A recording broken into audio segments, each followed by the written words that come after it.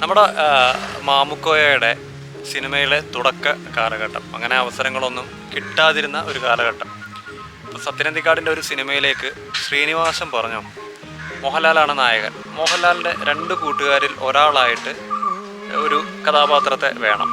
അപ്പോൾ ശ്രീനിവാസൻ പറഞ്ഞു ഇങ്ങനെ കോഴിക്കോട് മാമുക്കോയ എന്ന് പറഞ്ഞൊരു നാടക നടനുണ്ട്, നമുക്ക് നോക്കാം.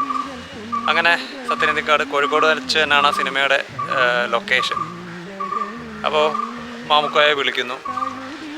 മാമുക്കോയുടെ അന്നത്തെ രൂപം അറിയാലോ, വളരെ മെലിഞ്ഞിട്ട് ഉള്ളതാണ്.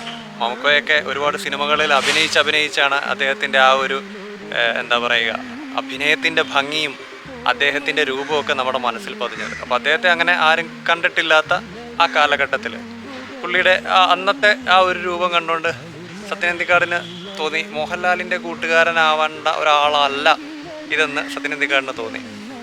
അപ്പോൾ ഈ കാര്യം സത്യനന്ദിക്കാട് ശ്രീനിവാസനോട് പറഞ്ഞു. അപ്പോൾ ശ്രീനിവാസൻ പറഞ്ഞു എൻ്റെ എല്ലാ കൂട്ടുകാരും പ്രേംനസീറിനെ പോലല്ല ഇരിക്കുന്നത്. അപ്പോൾ മോഹൻലാലിൻ്റെ എല്ലാ കൂട്ടുകാരും പ്രേംനസീറിനെ പോലെ ഇരിക്കണമെന്ന് ഒരു നിർബന്ധവും ഇല്ലയെന്ന് ശ്രീനിവാസൻ്റെ മറുപടിയിൽ സത്യനന്ദിക്കാട് കൺവിൻസ്ഡായി. അങ്ങനെ ആ കഥാപാത്രത്തെ മാമുക്കോയെ ഏൽപ്പിക്കുകയും മാമുക്കോയെ അത് വളരെ ഭംഗിയായിട്ട് ചെയ്യുകയും ചെയ്തു. അപ്പോൾ ആ സിനിമ ഏതാണെന്നറിയാമോ? ഗാന്ധിനഗർ 2nd സ്ട്രീറ്റ് എന്നുള്ളൊരു സിനിമയായിരുന്നു.